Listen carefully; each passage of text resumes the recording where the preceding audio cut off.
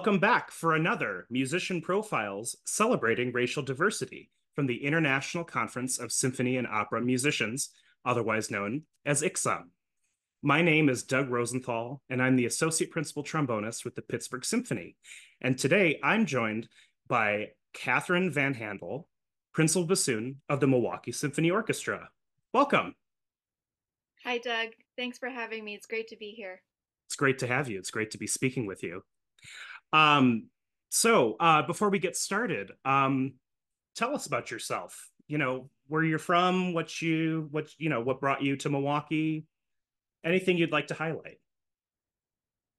I was born in Taipei, Taiwan.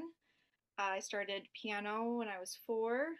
Started cello when I was 5, and I moved to the United States when I was 6 years old. Um, Picked up the bassoon when I was 14, about to enter my freshman year of high school. I wanted to be in the band. I thought that was the coolest thing in the world.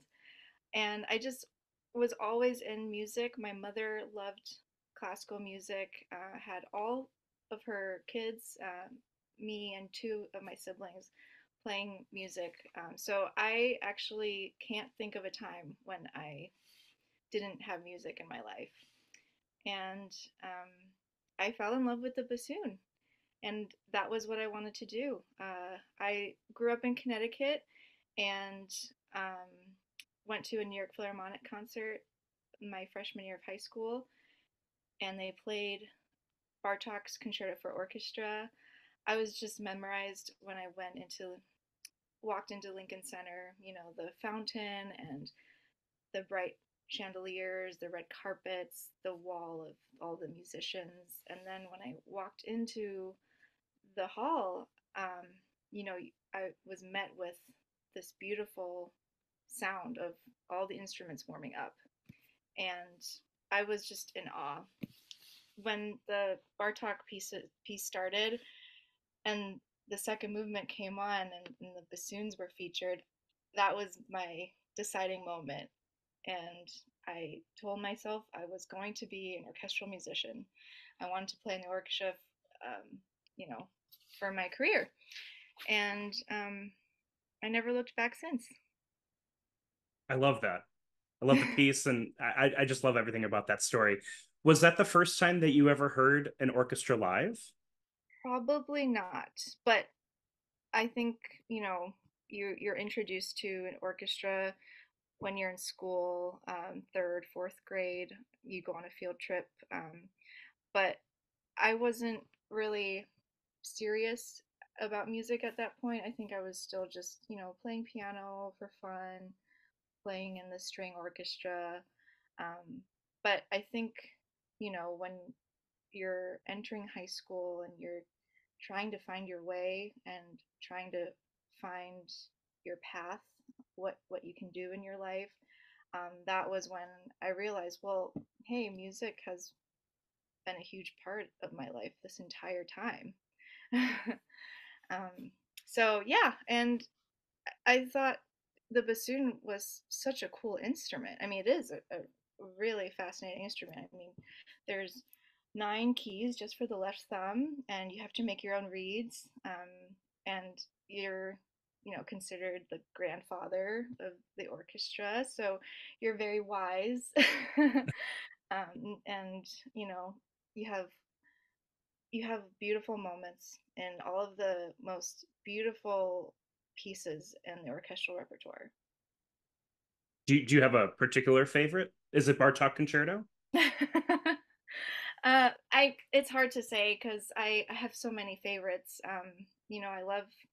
I love the Baroque. I love Bach. I love Mozart. There's just always something uh, so fun in the bassoon writing for each genre. In the romantic, Tchaikovsky, Shostakovich, Stravinsky, there's always some kind of quirkiness that they know how to bring out in the bassoon and in the flavor of the bassoon. And I think that's what makes it really exciting for me to be able to play all this different repertoire every week. Um, I'd love to hear more about these characteristics about the bassoon that stood out to you, especially young Catherine. But what like was there Was it the quirkiness? Was it the or was it the grandfatherness or Oh, yeah. Well, I I didn't really know much about band repertoire until I started band class, but I remembered Lincolnshire Posy, and that was probably one of my favorite things to play.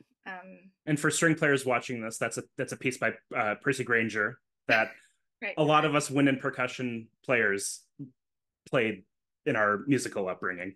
Yeah, it's a classic. Yeah, so I think that, and then, we also did play some orchestral pieces in band class. Like we played Tchaikovsky 4 in band class, and I remember we did we did Sorcerer's Apprentice, and I Did think you? I'm sorry to interrupt. Did you do the entire Fourth Symphony for arranged for band? we did the last movement arranged for band. Wow. Luckily, it was still an F. Sometimes they transpose to like E flat or something. That It's a lot of fast notes. yeah, yeah. I totally interrupted you. Sorry. Oh no, But so you were talking about Tchaikovsky's Fourth. You were talking about Sorcerer's Apprentice by Dukas. yeah. And just bring out the different flavors and characteristics that the bassoon has. Because we do have a wide musical range. It's 3.5 octaves, and we have from um, a low B flat, 3 octaves below the middle C, and that's our lowest note. And then we can go all the way up to, let's say, like a high F, high G, which would be 2 octaves above treble clef. I mean above middle C. So yeah, I mean you have something like Rite of Spring, where it's very atmospheric, and then you can sometimes be confused by, depending on the range and the timbre. Some people might mistake it for a French horn, um, or or like an oboe because it's that high. And then I just love the sound of the bassoon with combinations of other instruments, like with the violin and bassoon. It's a really beautiful blend. Bassoon and harp can be really soothing. Um, and then, obviously with bassoon and French horn, you could just be another horn player. Um, I'm sure bassoon and trombone too would make for beautiful tenor duets. Absolutely. I think we should make that happen. Yeah, yeah. Yeah, No, well, and I'm. oh, Oh no, please. I didn't mean to oh, interrupt. no, I could go on forever and listing all the great blends with other instruments. So, I was going to ask, are there any do any specific pieces come to mind that pair the bassoon with any of these instruments that you've mentioned? Debussy, um, Oh, what by Debussy? like for instance, well, I'm thinking of this because I played this recently, Iberia, Hmm. um, and then when you're up in the stratosphere, you and I'm playing tutti with harp. I mean, with flute. It's really cool. And then even with violin in that high range. Um, Well, and yeah, you I mean, mentioned horn. One of my favorite bassoon and horn moments is the nocturne from Mendelssohn's Midsummer Night's Dream. yeah, yeah, exactly that, and Barber's Summer Music, the opening, Oh, with the Woodwind Quintet. Yeah. yeah, mm-hmm, yeah. Hmm.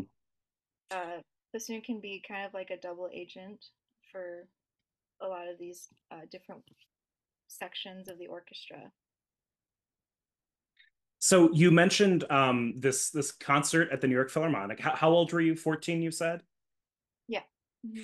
Um, so now after 14-year-old Catherine sees the Bartok Concerto for Orchestra, are there any performances of your own with Milwaukee or with other orchestras that really stand out to you as something you know, particularly remember as something special?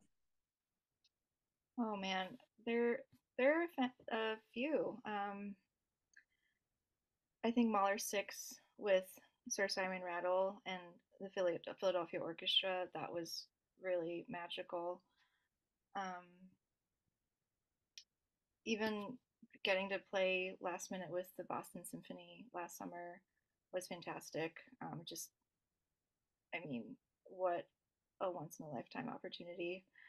Um, Well, I was there to witness that. I mean, the story behind that is that due to circumstances, they needed to bring a bassoon player in, and I was playing like what extra trombone parts on that tour. And so we met up in Cologne.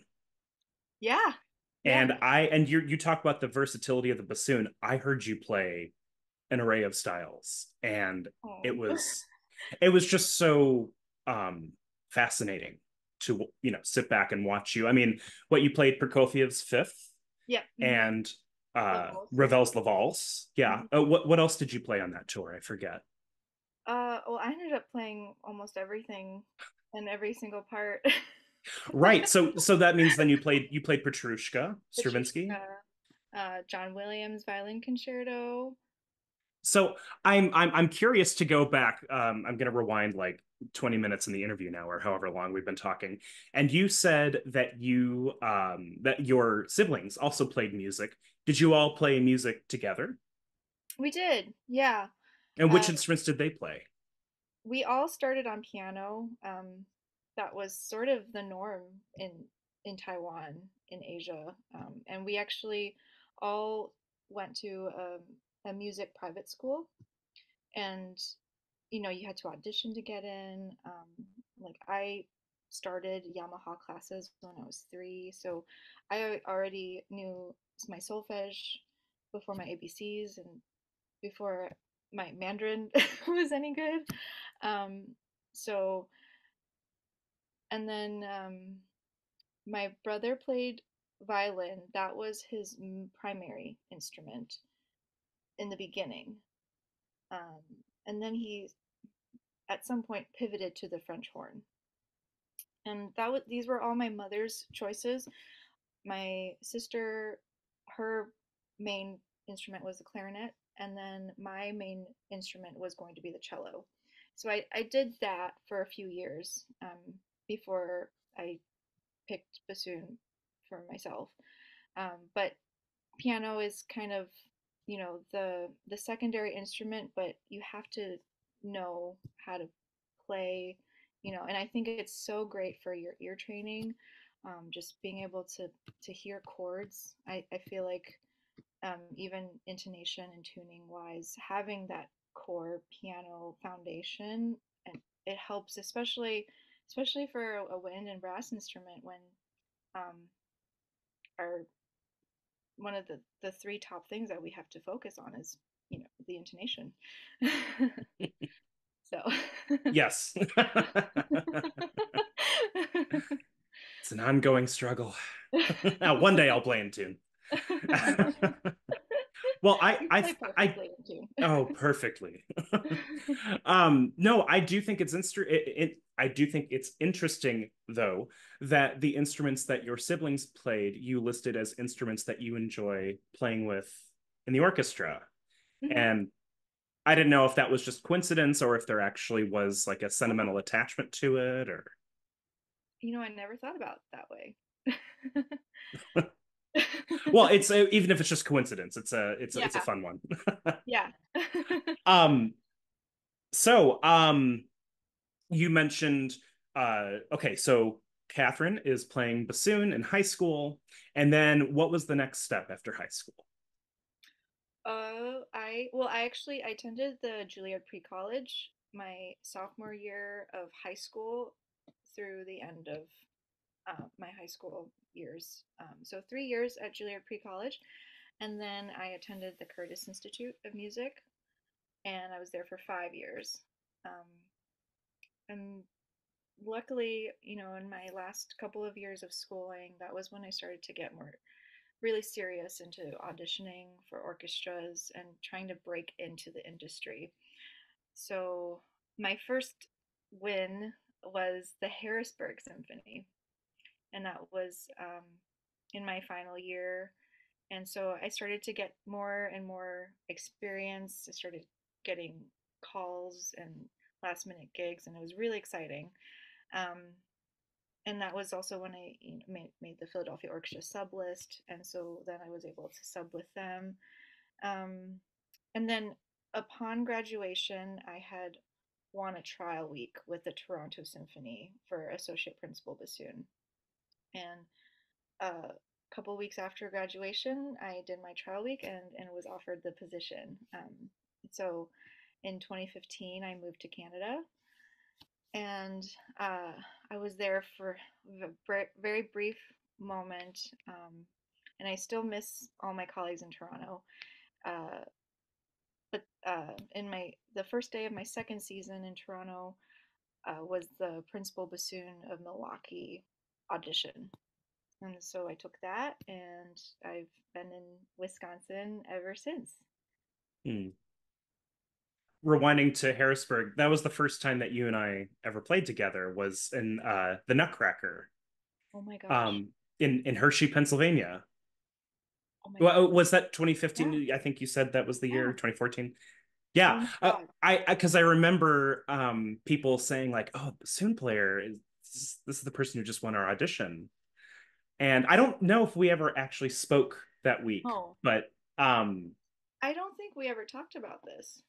oh, yeah, isn't that wild?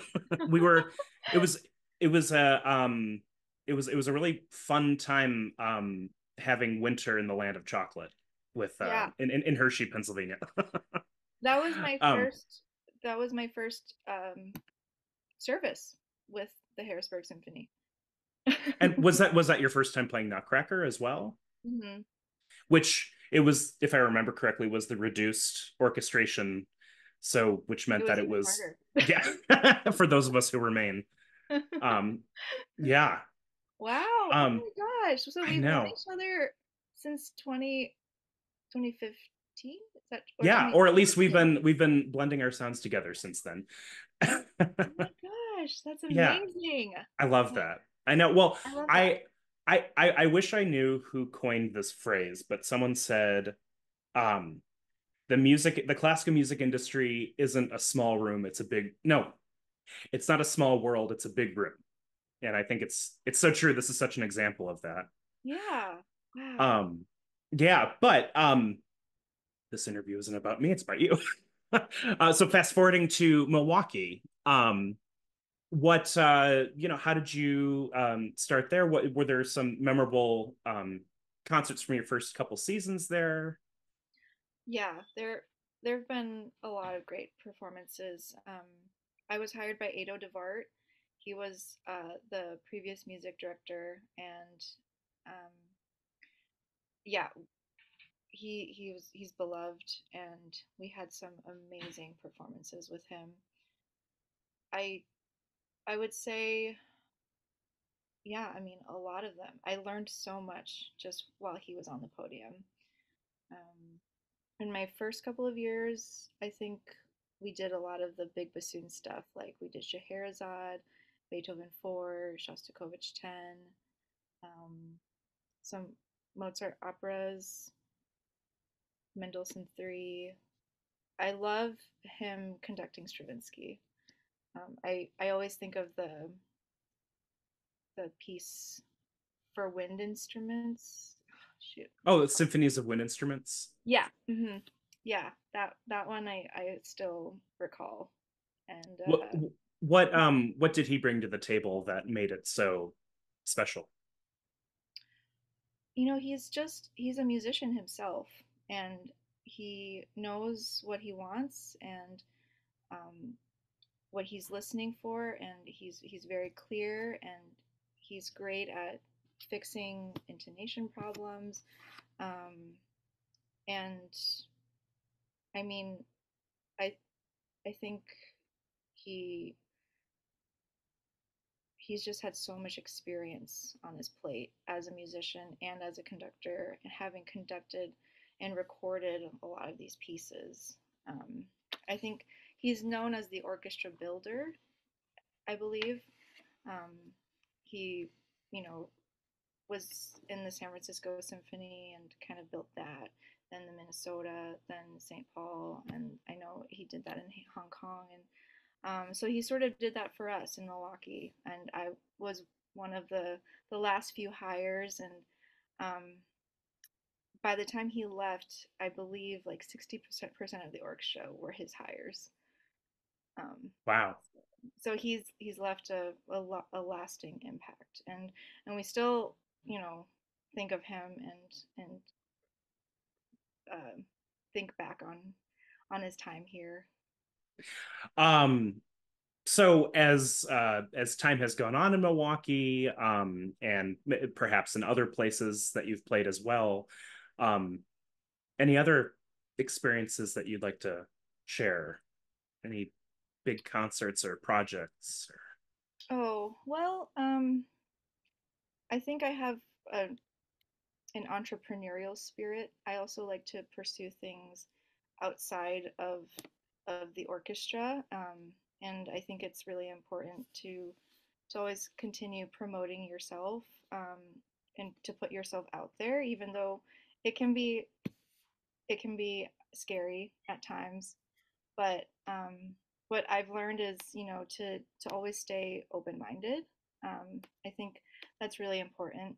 Um, and uh, I think in the last few years, as I get older, I remind myself to, if I'm going through something difficult, to always just take a moment and take a step back to assess and look at it from a different side's point of view. Um, yeah, I think I'm learning to be more self-reflective, especially when you're doing projects. Like I released my debut album last year, and that was a huge project, and it was like a baby of mine, and I'm very proud of it. But it takes so much planning and um, details, things that you wouldn't think about unless you started doing it. Um, but I think it was such a great experience to do. I'm not saying you should put out an album, but but I think, yeah, I think sometimes it's good. It's great to put yourself out there, and it's a good way to meet other musicians outside of your city, outside of just your orchestra, your bubble.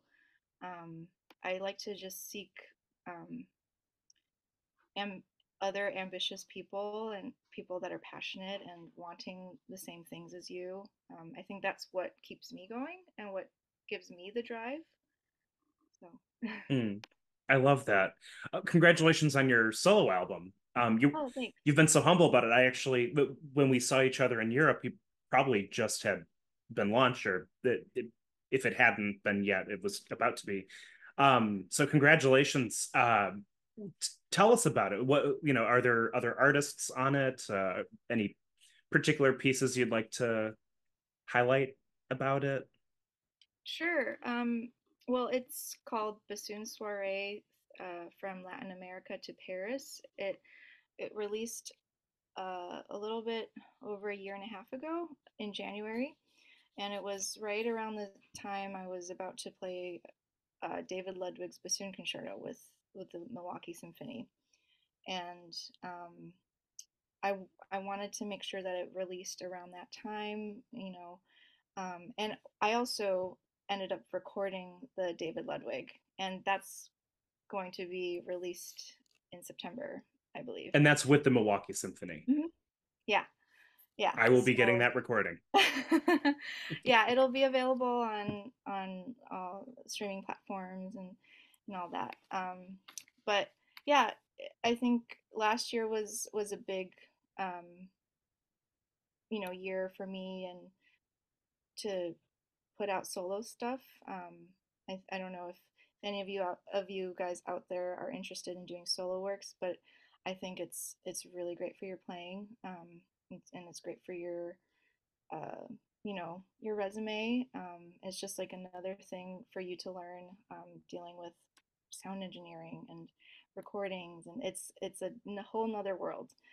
Um, but yeah, so that came out, and um, there was just me and a pianist, Edward Laurel, who was awesome.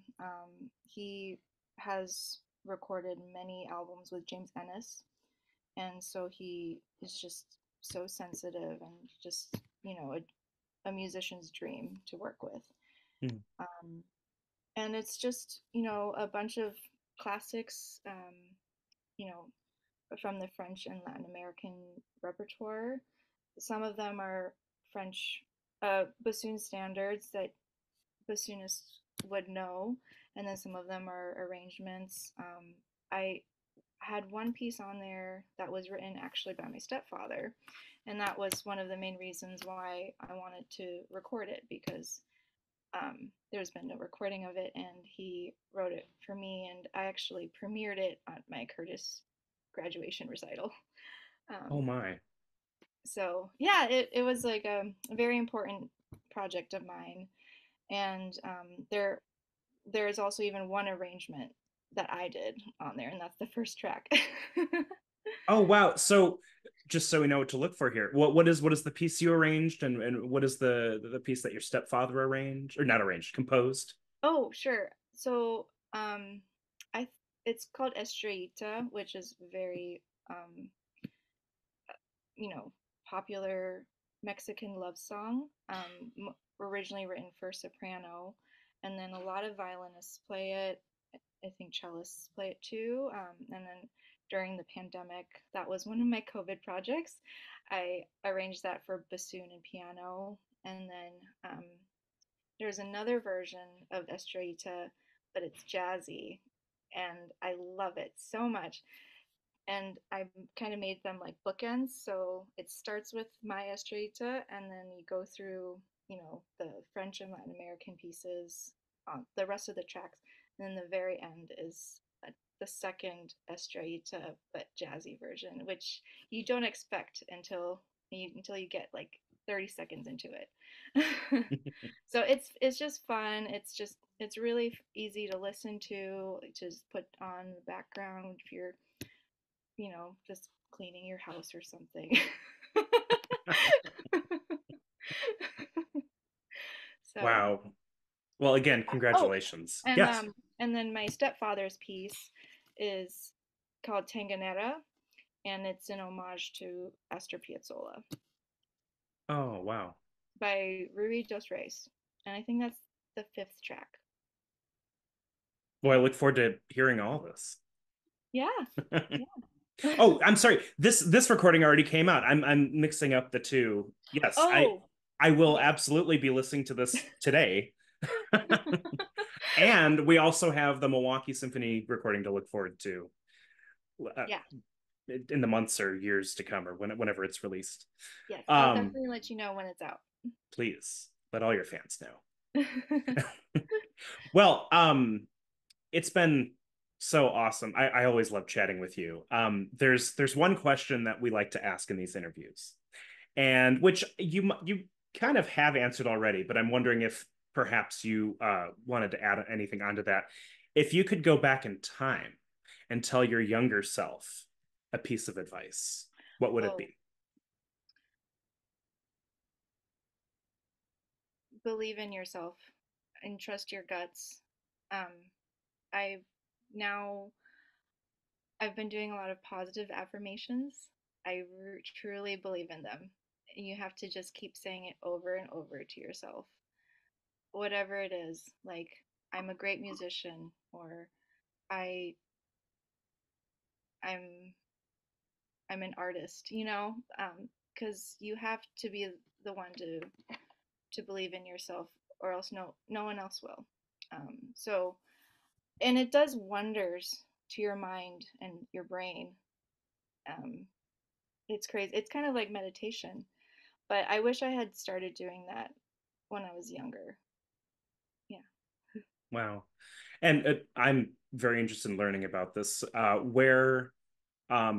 where have you discovered these self affirmations? Is it is it spiritual? Is it something that you've just come up with yourself? And if that's too Um, personal of a question, that's fine. You don't have to answer. um, I think when I was taking auditions, you're just trying to learn, you're trying to get better, and um, there's so much you can do just practicing your instrument, but then people forget that it's not just the instrument that you have to train your mind. Mm. So, you know, I think 90% of the work after you can play the bassoon, you can play the trombone. It's all mental. It's a mental game after that. Hard agree. Yeah. Well, thanks, Catherine. And thank you all for tuning in to this interview of Musician Profiles Celebrating Racial Diversity from ICSOM. And before we sign off here, Catherine, is there anything else you'd like to say? No, but I just want to thank you, Doug, for interviewing me. It was so fun to chat with you again and great to catch up with you. I love hanging out with you. I love Me chatting. too. I'm so glad that the music world keeps, bringing us together. So Me too. Me too. Thank you so much. thank you, Catherine.